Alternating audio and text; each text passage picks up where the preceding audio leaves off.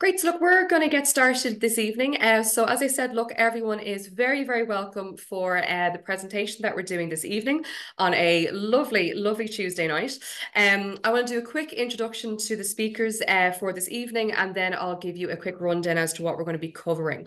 So my name is Lynette Moore. I'm joined by my two colleagues, Stephen Nolan and Ian Garvey. We're each going to be taking a different section of the webinar tonight to keep it nice and interesting. A little bit about ourselves. The three of us here are all senior consultants in Irish pensions and finance. We've all been working here for a number of years of experience between the three of us. What we're mainly known for, I suppose, in the public sector is we would be very, very renowned in terms of we are the provider for the ABC schemes. Now, my colleague Ian later on in this webinar will be explaining those in a bit more detail, but in case you've come across this before, that seems to be where we're most well known. We have, in fact, been working not just with the public sector, but mainly with the public sector for over the last 30 years. We've been running the HSE, the public sector, the guards, everyone that you can think of, the councils, and the ABC schemes. And we would manage it's over 25,000 policyholders that we work with. And we've recently reached a very, very big milestone of having over €1 billion worth of funds under management. So we have a real massive wealth of experience in terms of different people's financial situations, what they're looking to get out of speaking with an advisor, and we can give you a big, massive help with helping you to reach all of your goals in the coming years then. So what I would like to do is just give you a quick rundown, as I mentioned, of what we're going to be covering this evening, and then I'll be handing over to your next speaker. So why I suppose you are all here today. So obviously I don't know every single one of you that are meeting with us, but I imagine you're from a variety of different jobs, departments, and sectors within the public sector, and maybe even some of the private sector.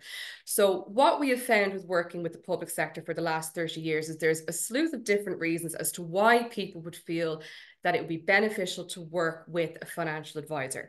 So you all have, as public sector workers, different benefits in place with your employers. Now, depending on your contract, depending on your years of working, will depend on how much those benefits you're entitled to. And some people find it's plenty for what they need in the background for them and their family. But for those people who feel it's not enough, that might be one of the first reasons they want to meet with an advisor. So what do they have through work? What do they have privately? And is it sufficient to meet, I suppose, what their needs are in the background?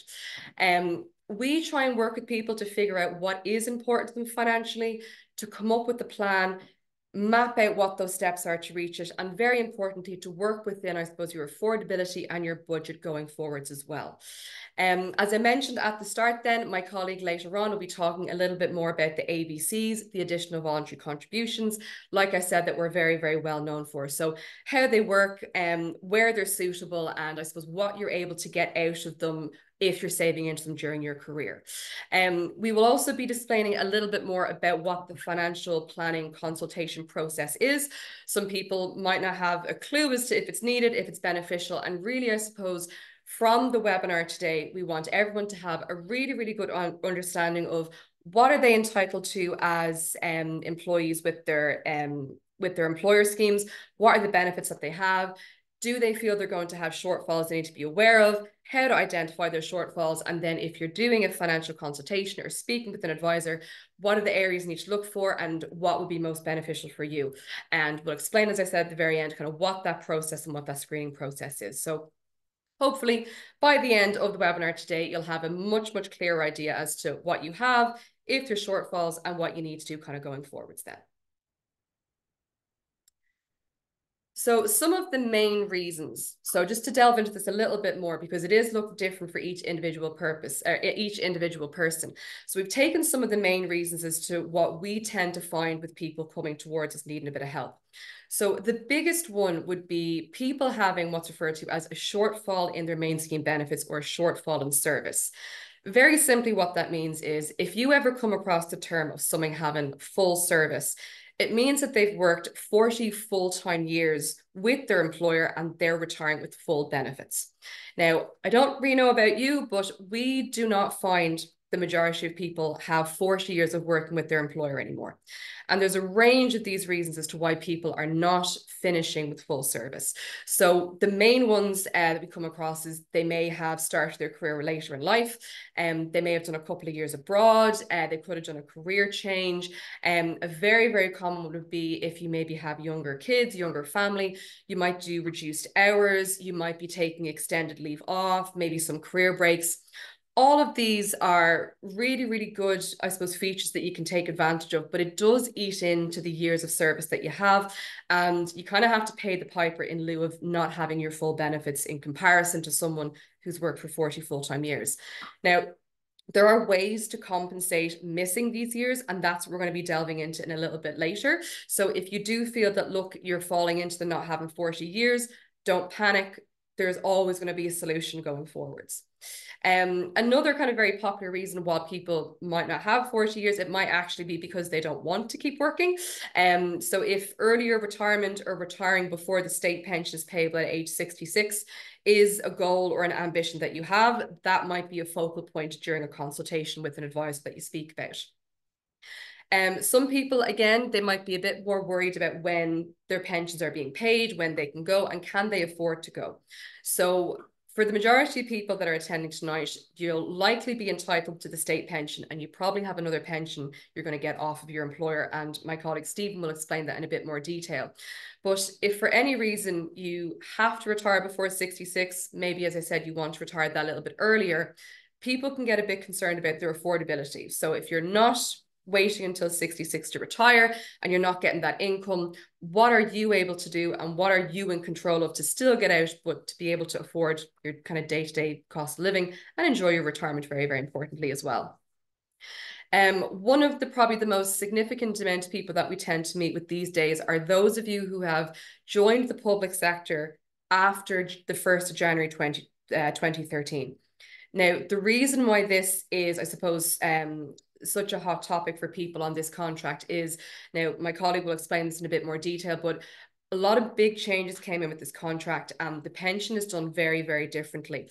So a lot of people on this contract, if they're on the newer contract, if they're not going to have full service, if they want to retire a bit earlier, a lot of these people may need to have a separate financial plan in place to kind of look after all of their needs, especially if we're comparing it to some of the older contracts, which just worked out to be a lot more favorable for the employee. But again, that would be one of the reasons, one of the big reasons why they tend to meet with us. And then some other, I suppose, kind of very, very important things, depends on what stage of life that you're at, but everyone here will have different, I suppose, big milestones in their life that they may need a little bit of extra help with, a bit of guidance or a bit of protection.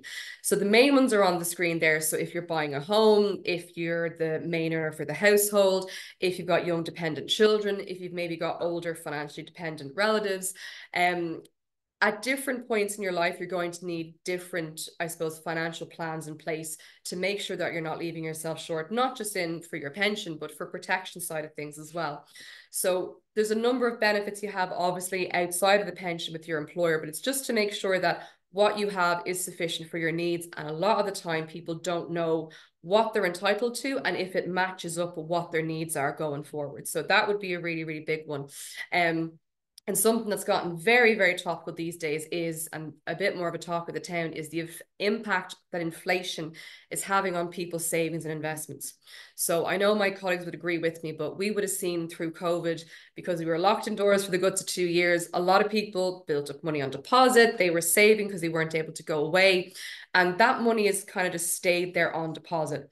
But the problem with that is that banks and credit unions and on plus, they don't really want to incentivize us to save. So they're not offering us any interest to keep us as loyal, regular savers with them anymore. But we also have the added problem of inflation. So things are getting more and more expensive, but our savings are not keeping up with it. So we have found that a lot more people are trying to find, is there something in between that we can be getting our money working for us a bit better? It's not locked away in something very, very long-term like our pension. What is that middle ground that we're trying to look for?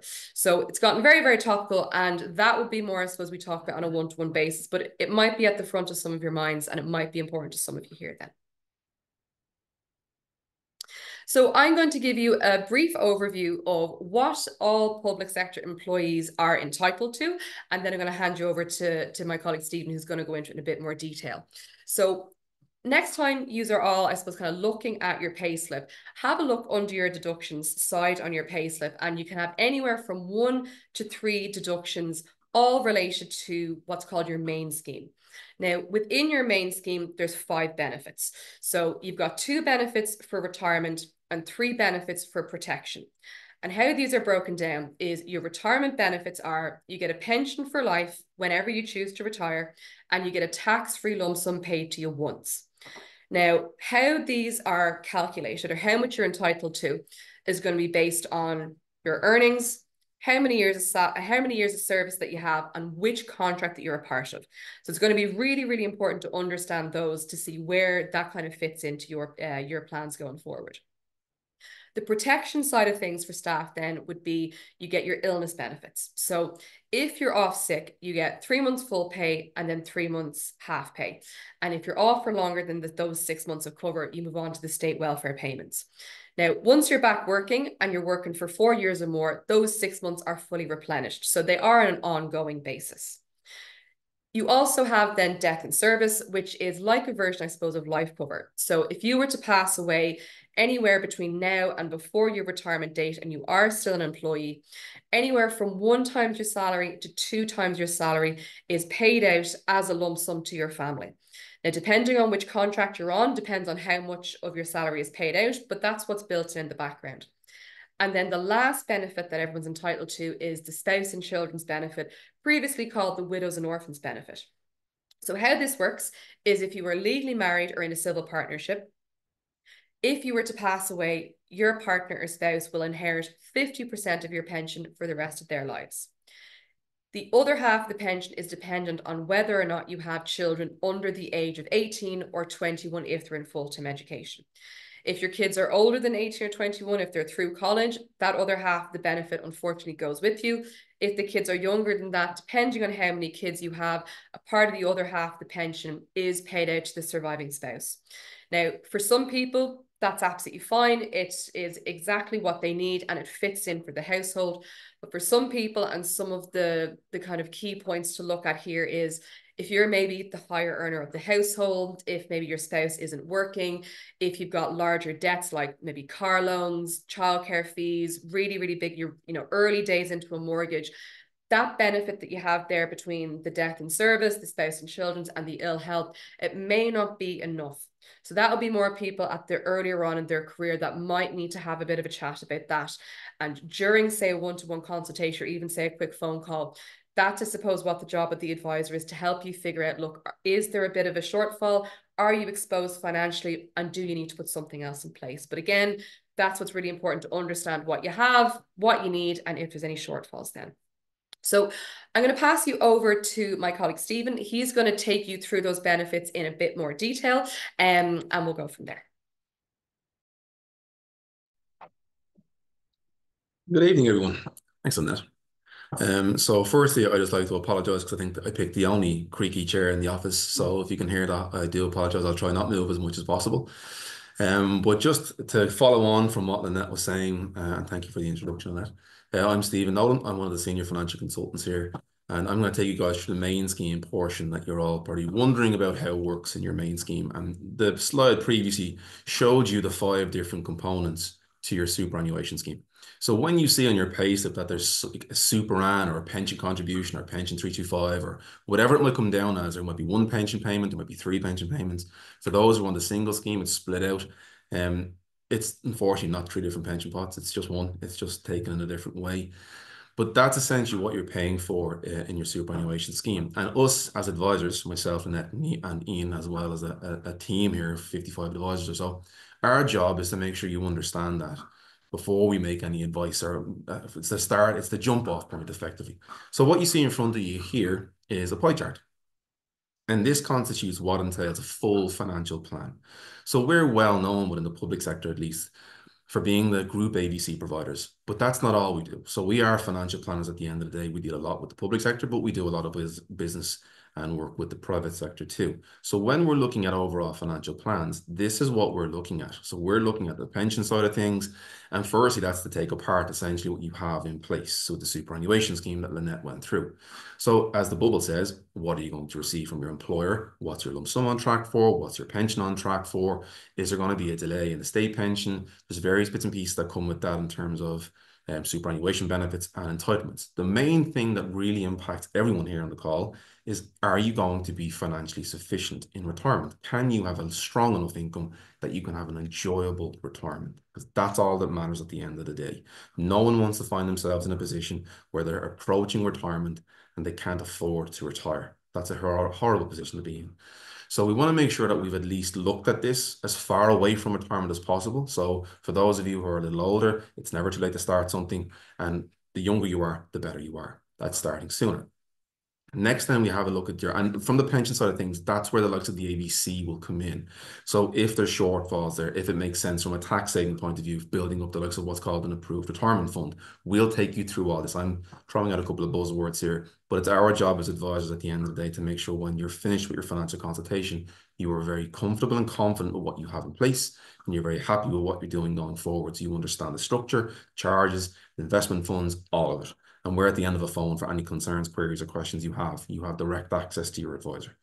The other benefit you have, or we want to look at a stress test, is sickness benefits. So in the public and civil sector, you've got benefits in place there from your employer. We'll get into those on a one-to-one basis and what they entail. Essentially, on the basic, it's 3 months full, 3 months half. But then that's 3 months full pay, 3 months half pay.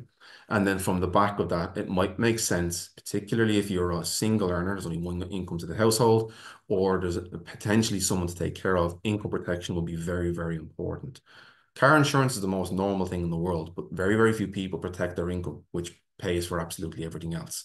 So income protection is a seriously important product. Very difficult to get. Very, very hard to get that product in place. So you need to be in good health. But there's other plans we can do there as well if it's not an option, like building up your savings, etc. Moving on then through the likes of your life cover, we're looking then to see in stress test, Lynette touched on it already, your death and service benefits. So looking at to see what's already in place through your employer benefits, whether that's one-time salary up to two-time salary, depending on your contract, and then seeing effectively once you've got like financial dependence of some sort, whether it's a spouse, children, a sick relative, a parent, that will be directly impacted by the loss of not only you, but the financial side of you as well, unfortunately. We need to make sure that there's some sort of financial buffer paid to that estate, paid to your beneficiaries, and life cover does that. Unfortunately, you'll never benefit from life cover. It's a death-only benefit. But there's other illness benefits you can get as well, known as specified illness cover. And that can be built in to have a really comprehensive protection policy. So what we're looking to do here is protect the overall financial plan in the event that you don't make it to retirement or you fall ill. In the meantime, because pension planning is great, provides for plenty of tax benefits and building a fund for retirement, we want to make sure that if you're sick long term, but then you have other financial buffers there as well to cater for your needs. And then lastly is savings and investments. Again, the net touched on this, they likes talking about through the inflation and such. There's 165 billion on deposit at the moment in Ireland. And from a recent discussion with a team in Zurich, I believe upwards of 90% of that is sitting in a current account. So effectively, it's not even getting a decent enough interest rate, not that the deposit accounts offer decent interest rates. So the reality is that you need to look at this savings pot, these monies that are hard earned and hard got and hard saved, and making sure it doesn't all sit in a deposit account indefinitely with no plan behind it. Generally speaking, we split them up between the 3 different pots: short term, medium term, and long term. And we make a financial objective for you and with you to make sure there's at least a portion of your money making some form of an investment return. So moving on then to your actual benefits, let's get into the nitty gritty and the nuts and bolts of it. So just to make sure that you can see here, if we're dealing with the public sector, there is 4 different contracts in the public and civil sector. That's anyone who joined before April 1995. Then the next contract then is from April 95 until April 2004, from April 2004 to January 2013, and from January 2013 onwards. So if we take an average public sector member earning 50,000 roughly at retirement, final salary, as you can see here in the big red box, is 50,000 a year. So that's their final pensionable salary, okay? If you join the public or civil sector before April 95, you'll be on a D1 or B1 or C1 contract. And that essentially means that you're not entitled to a contributory state pension, provided you've never paid for stamps, for example. But generally speaking, you've worked your whole career in the public sector. You have a B stamp or C stamp or D stamp. And now, once you retire at 60 years of age, being your normal retirement age, you get half of your salary as an income in retirement. That's your pension income, okay? The D1, B1 rate, as you can see here. So 50%, provided you've got 40 years of service, you effectively get half of your income. If you then move forward into the likes of the A1 rate, so joined before January 2013, so that's from April 1995 all the way to the April 2004, plus the 2004 contract up to January 2013. So from April 95 to 2013. The difference you can see quite clearly now is that that pension has reduced to 11,205 from your employer's side, because now is the introduction of the contributory state pension. But the problem is that they may not come at the same time. As you may all know or may not know, the contributory state pension age currently is 66, and it's on a trajectory to be increased unless they change that. But again, if they move that, it's outside the control of any and all of us. So at the moment, normal retirement age is 60 on one of those contracts and 65 on another one. It doesn't factor in for the state pension. So the employer side we're getting at here will only give 11.2, okay? You're waiting potentially for that state pension to then kick in. And then you have the final scheme, which is the change in the contract from January 2013 onwards. A point to note with this one is that this, as you know here on the right-hand side, is known as the single member scheme. It's also known as the career average pension scheme. And then what I mean by that is really important to note. Anyone who joined the public sector after the 1st of January 2013 is no longer based on their final highest salary. They're based on the average of their income over their working career. And that's a problem because obviously the average is going to be lower than the final salary as your predecessors were based on. So we want to make sure that there's no kind of ambiguity here, that you're obviously having conversations with your colleagues and such, but there is differences in what your benefits are based on when you join. And you can see quite clearly here that the change because of the averaging system has reduced that 11.2 further down to 7.5. Okay, and that's the impact of the averaging system over that working career. So if we take a look now at the lump sum of differences. So again, simple example here, 50,000 a year final salary. If you've got your full 40 years of service, you're looking at retiring with a lump sum of 75,000. So you've worked final salary of 50,000.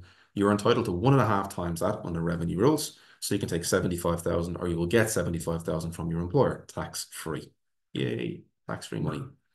If you didn't have the full 40 years, whether you have 30 or in this example you see in front of you, 20, well then you get half of your lump sum, okay? So if you joined pre-January 2013 and you've got half service, so 20 years of service rather than the full 40, you'll now get half of the 75,000. You get 37,500. But the good news, and Ian will take you through this further, is that you are entitled to take that other 37,500 from an ABC tax-free.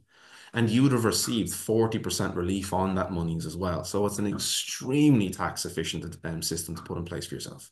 And then building beyond the tax-free lump sum shortfalls is building yourself an additional pot to draw from. Because don't forget, if you've got 20 years of service, your income is also going to be drastically reduced. So building yourself a big pot to draw from is the ultimate goal here. And the bigger, the better. If we move on then to the joint post January 2013, so we're onto the single member scheme now. So we're onto the fourth of the four contracts, we're onto the fourth one, the final one from January 2013 onwards. And I mentioned previously that that's an averaged pension scheme. So now, although your salary was the 50,000, your lump sum will only be coming out at about 60,000, so 15,000 short of your predecessors because the averaging system you're fighting against the whole time. Half service in this example, 30,000. But again, likewise with your predecessors, you too can take that difference, the other 30,000 you're short from an ADC tax-free, just the very same. So if you're short service in any way, the first port of call of an ABC, an additional voluntary contribution, is to pull as much out of it from a tax-free, but then realistically to build that pot as big as possible in order to have a residual pot or fund left over to give yourself a better income. Because don't forget, if you're short serviced, your pension will be lower too. And this is to give you all a bit of context into, we have the privileged position of dealing with retirees or people approaching retirement, at retirement and well into retirement. So we get to see effectively how people spend money once they've retired. And the reality of it is that Once you retire, the big misconception I often find, and my colleagues will probably agree, is that I won't have my mortgage anymore. And that's very true. But you've also just freed up 40 hours a week, not including commuting time, and you're not sitting at home staring at a wall. You're out and about, meeting friends, family, enjoying your retirement, traveling, going to see friends and family, go to various gigs, various bits and pieces, golf, whatever your thing might be, that all costs money. So what we're looking at here is the average cost to a household. And this is for a single person, by the way. So if you're the only pension in the household, this is the reality of what you really need to consider is the actual cost of what it will be to retire comfortably, not to just get by. So I don't need to go through the list. You can clearly see it's going to be very different for everybody. Everyone's food and groceries are different. Everyone's household bills are different. Your health insurances, etc. But this is to give you a good average in today's money that the average household needs approximately 21,000 to get by. That's to not have to worry about the bills coming in, not to have to worry about your food shop, be able to take a holiday every year and enjoy yourself. Okay. And don't forget as well, that's 21,000. We all pay our bills and expenses after we've paid tax. And that brings me to my next point. Your pension is subject to tax. Unfortunately, the revenue will take their bit. So when you're paying your bills, this is a net figure. Okay. So you may have to have a gross amount of 30,000, for example, or 25,000. So we need to factor in for what your expenses will be in retirement and ensure that building in a plan from now until retirement that you know what you're on track for from your employer, you know how the state pension will apply, and then you at least know what you need to be doing between now and then. But the ball is very much in your court to be able to look at what you can do and what you need to do. So I'm going to hand you over now to my colleague Ian, who's going to take you through the next section of our talk. Thank you very much. Thanks, Stephen. Good evening, everyone. My name is Ian Garvey. I'm also a senior financial advisor in Irish Pensions and Finance, and I'm going to be talking to you about ABCs. Okay, some of you may know what ABCs are. Some of you may only heard of them for the first time today during this webinar. So what ABCs actually stand for, they are additional to your main scheme benefits. They're a voluntary contribution, okay? And basically, just to give you a definition, they're a tax efficient way to maximize your tax-free lump sum, as Stephen was already suggesting. So for anyone that has full service are going to be walking away with 75,000. But if you don't have full service, you only have 20 years service, you're basically only getting 37,500. And if you have 37,500 built up in an ABC, it can boost it up to the 75,000 mark. Okay, that's the first thing the ABC does. We want everyone walking away with the most out of the system tax-free. Okay. The second thing it does is you buy an additional pension benefit at retirement as well, okay? So basically, you're building up the one fund and it's boosting up both benefits. It's boosting up your tax-free lump sum and it's boosting up your annual pension, okay? If you obviously remember the previous slide that Stephen was referring to in regards to someone earning 25,000 per annum, 11,200 per annum and 7,500 per annum, depending on what pension scheme you're on. Again, that might not be sufficient for certain people, okay? You may need to boost up that because that is a big drop from what you're bringing home now. And you may want to consider an ABC, okay? And how ABCs work is basically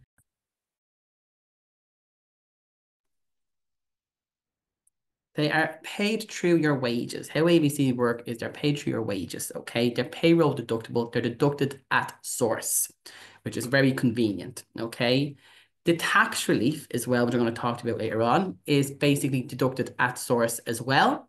So it's automatically done for you. You don't have to declare it through revenue because it's done regularly through your payroll, okay? We have the ABC scheme set up through your payroll department, okay? So you can be able to see basically your tax bill come down instantly on your payslip, okay? You can make regular contributions and you can make lump sum contributions into an ABC. You can actually do these lump sums every year, okay? We're quite busy now at the moment with these lump sum contributions, okay? So regular through a payslip or you can put in a once-off tax-free lump sum. ABCs are a pension and they are invested, okay? Our ABCs are done through New Ireland, okay? And they're invested in the default fund. It's called the Irish Passive Fund. We go through this in more detail during the review, but ABCs do go up and down based on the markets as well. It is an investment, okay? And with investment, there's also charges applied to ABCs. Our annual fund management charge is 0.75% per annum, which we're very proud of. And there's also allocation charges. Again, we go through allocation charges in more detail during our review process because it depends on how much you pay into your ABC, will depend on how much gets allocated, and it depends on how many years you have left to go until retirement, will also depend on how much gets allocated. So that's just to give you an overview of ABCs, okay? For people that do not know about them or have heard about them, or you may have them, which is brilliant, okay? So I'm going to move on to the next slide in regards to tax relief, okay? So how does tax relief work? And in this example, this is a 40% taxpayer, okay? So for example, if you contribute 150 euro into an ABC, okay, revenue will then add or top up it by 100 euro by reducing your tax bill. So you're diverting it into an ABC fund. And what is the total pension contribution is 250 euro, okay? So you're paying 150 euro, revenue is contributing 100 euro, and the total pension contribution, as you can see there, is 250 euro. And you're not going to get that in any bank, credit union, or post office, okay? So if you are planning on saving for retirement, ABCs may be for you, okay? You're not going to get that return anywhere else, okay? So just lead me on to kind of my next slide, okay?